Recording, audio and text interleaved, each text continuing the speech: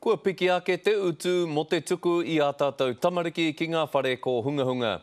No te rangi nei I whakarewa hia ai he petihana hei whakahe I tēnei mahi a te kāwanatanga, a nei te pūrongo a Irena Smith. Hei tā te kura ko hunga hunga o Hillpark ki Manurewa. Koi nei ngā kaimahi, ngā kai whakaora o a pōpō. Engari nā te piki ngāke o ngā utu mo te haere ki e nei momo kura, kei te a wanga ngā mātua. I'm a widower, so I'm staying home looking after my little girl, my family, so everything else is going up, food, and so this doesn't help.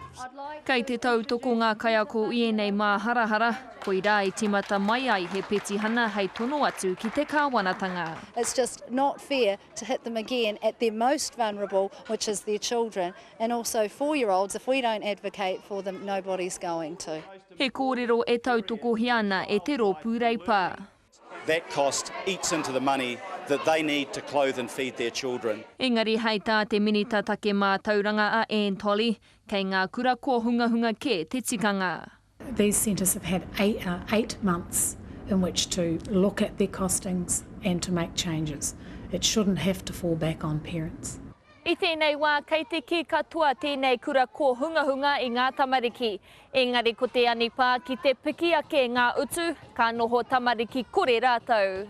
So now we're in the awkward position of deciding, does my wife have to stay at home or does she just go work more full time, which means we spend less time with the kids?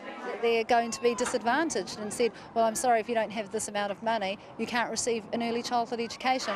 Ko te hia kia tukuna te petihana ki ngā kura ko hunga hunga o te motu, hei whakatakoto atu ki te kāwanatanga a te paunga o tēnei marama. Irena Smith, Te Karere.